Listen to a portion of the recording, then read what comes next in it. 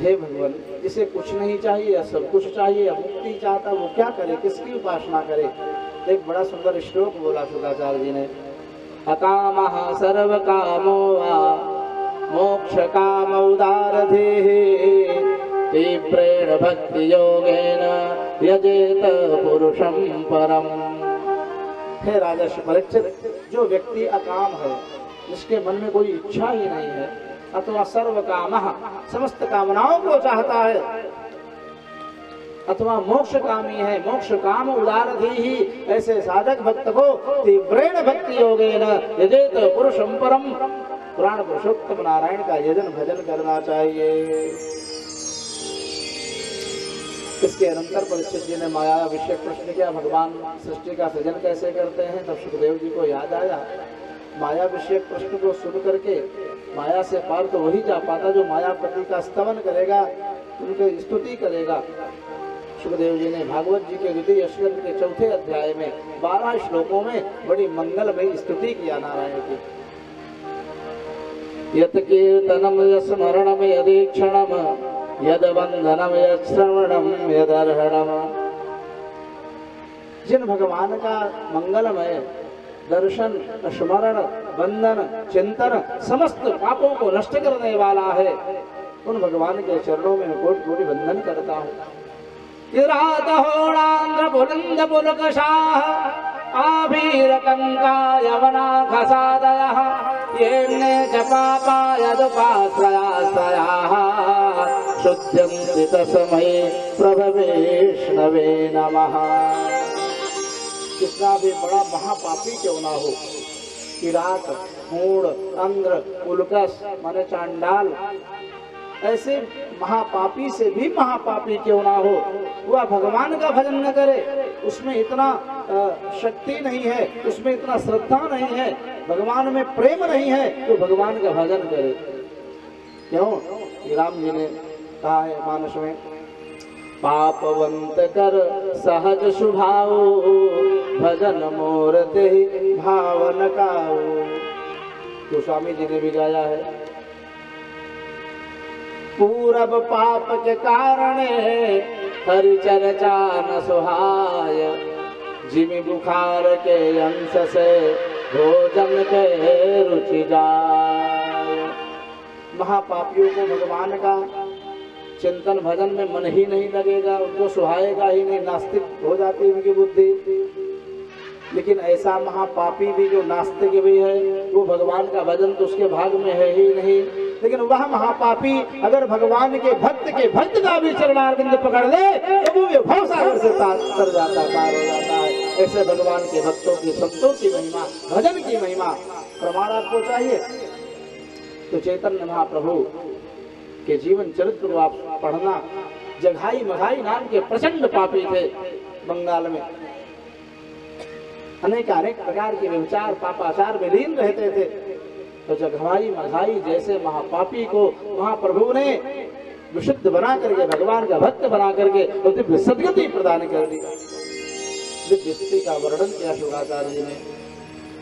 आगे सुखदेव महाराज ने कहा है, हे राजेश परीक्षित, सृष्टि की आदि में जब सृष्टि थी ही नहीं तो एक निर्गुण मात्र ब्रह्म थे, उनका भी न रूप है, न नाम है, न कोई उनका दर्शन होता, अगोचर है वे, बस एक दिव्य ब्रह्म तत्व की ज्योति है।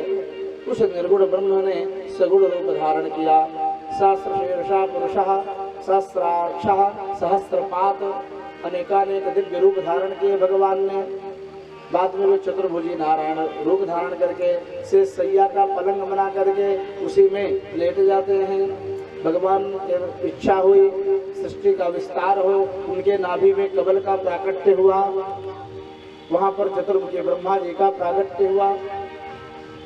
वैसे सृष्टि के आदि में ब्रह्मा जी के 5 मुख थे, शुक्ला जी ब्रह्मा जी के 5 मुख थे, लेकिन शिव जी ने दंड दिया था और दंड स्वरूप ब्रह्मा जी का जो 5वां मुख ऊपर था, आकाश की तरफ जो देखता था, उसको शिव जी ने अपने त्रिशूल से काट दिया था, वध कर दिया था। और वो ब्रह्म कपाली के रूप में आज भी बद्रीनाथ धाम में स्थित है। सरस्वती जी के पीछे जब ये कामातुर हुए थे, उसके दंड स्वरूप शिव जी ने इनको दंड दिया था। तो चतुर्मुखी ब्रह्मा जी प्रकट हुए, मैं कौन हूँ, कहाँ से आया। भगवान ने पंच महाभूतों का निर्माण तो किया, जल, आकाश, वायु, पृथ्वी आदि का निर्माण किया। फिर ब्रह्मा जी विचार करते हैं, मैं कौन हूँ, कहाँ से आया। जिस कमल पुष्प पर मैं बैठा हूँ, इसका आधार क्या है, इसका मूल कहाँ पर ये टिका है। उस कमल नाल को पकड़ करके अगाध समुद्र में खोजते रहे, इसकी उत्पत्ति कहाँ से हुई, लेकिन पार ना पाए। ब्रह्मा जी थक करके आके अपने आसन पर बैठे कमल पर। आकाशवाणी होती है, राजेश परीक्षित, स्पर्शेषु यत षोडशमेकविंश निष्किंचनानां नृपयद्धनं विदुः। निष्किंचनों का जो धन है क्या, स्पर्श संज्ञक संज्ञों में, वर्णों में 16वां और 21वां वर्ण का उच्चारण हुआ है। हमारे मास्टर साहब जी बैठे, बोलो राधे राधे। एडीसी में अर्थात इलाहाबाद यूनिवर्सिटी थी, इनके समय तो प्रयागराज हो गया है। तो आप लोगों ने, हमारे बड़े भैया के सहपाठी हैं, बड़े तेजियर थे ये लोग, बाल पर भी मुझे पता है। तो आप लोग जब गए होंगे बीए में, तो उस समय लोक सिद्धांत कौमुदी चलती थी, अभी भी चलती होगी, कभी कभी बदलता रहता है पाठ आदि।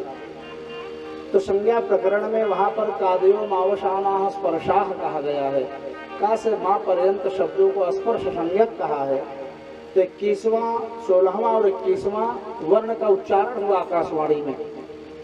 का से माँ पर्यंत में जब गिनेंगे तो 16वां है ता और 21वां है पा। तप तप तप तप आकाशवाणी हुई। ब्रह्मा जी ने घनघोर तपस्या की, भगवान नारायण का दिव्य दर्शन प्राप्त हुआ उन्हें।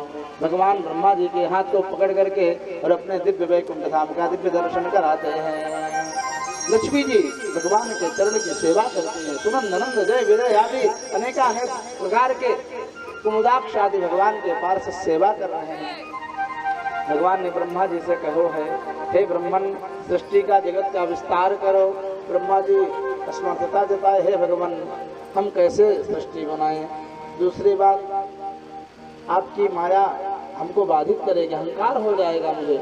जीव का स्वभाव है, थोड़ा सा भी काम कर लेते हैं, कुछ भी बना दिया तो भूले नहीं समाते। हमारे समान कौन है, मैंने 1 करोड़ का बंगला बना दिया, मैंने 4 बीघा खेत खरीद लिया, हमारे समान कोई क्षेत्र में नहीं है। ये जीव का स्वभाव होता है, कुछ भी कर ले तो सीना फुला लेते हैं हम लोग। फिर भगवान इतनी विचित्र सृष्टि बनाते हैं, उनमें तनिक भी किसी प्रकार का दोष माया का नहीं आता है। ब्रह्मा जी स्वयं कांपते हैं माया से, कहते हैं भगवान, आपकी प्रचंड माया से मैं भयभीत हो रहा हूँ, अहंकार मुझे पतन की तरफ ले जाएगा। दूसरी बात, भगवान, हम इस सृष्टि का निर्माण कैसे करें, हमें कुछ मिलेगा तब ना करेंगे। भगवान ने कहा, चिंता मत करो, उसके लिए मैंने पहले से ही 5 महाभूतों का निर्माण किया है। पृथ्वी, जल, वायु, आकाश, तेज आदि का निर्माण करके भगवान ने दिया। इसे कारीगर कितना भी बड़ा क्यों ना हो, बहुत बड़ा इंजीनियर हो, बहुत बड़ा कारीगर हो, आप उससे कह दो भैया तुम हमारा मकान बनाने, बंगला बनाने आ जाना चरवा में, वो आएगा। उससे पहले आपको कुछ कहेगा, शुक्ला जी 5 मटेरियल इकट्ठा कर लो आप, तब ना महल बनेगा। ईंटा, बालू, सीमेंट, सरिया, पानी, ये सब व्यवस्था रखोगे तब वो बनाएगा ना। अगर उसको सामान न दो, कितना भी बड़ा कारीगर हो, वो क्या बना पाएगा, कुछ नहीं कर सकता है। तो ब्रह्मा जी को भगवान ने 5 महाभूतों का निर्माण दिया और इसी प्रसंग में भगवान ने दिव्य ज्ञान दिया चतुश्लोकी के रूप में। श्री भगवान वाच ज्ञानम परम गुह्यम में यद विज्ञान समन्वितम सरहस्यम तरंगम चा गृहाण गदितो मया यावानहं यथा भावो यद्रूप गुण कर्म कहा तथैव तत्व विज्ञान मस्तुते मदनुग्रहा।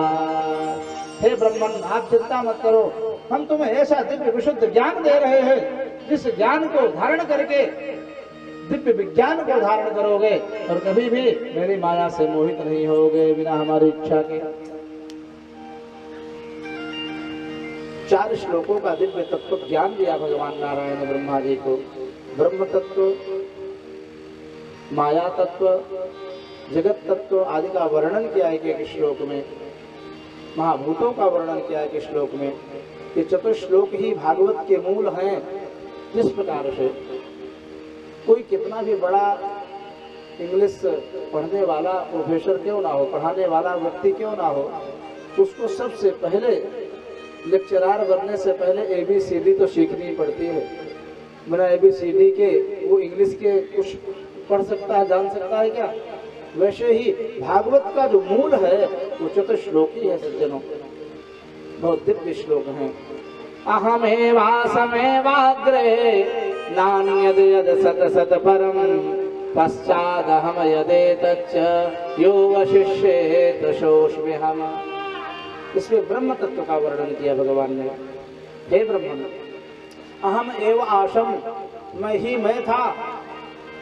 सृष्टि के पहले मैं ही मैं था, महाप्रलय के बाद मैं ही मैं रहूंगा, और जो भी मध्य प्रपंच दिखाई देता है वह मैं ही मैं हूँ। भगवान, यदि आप ही आप हैं तो जगत दिखता है, आप तो नहीं दिखते हो। भगवान ने कहा ये मेरा दिव्य ब्रह्म तत्व का अनुसंधान करो।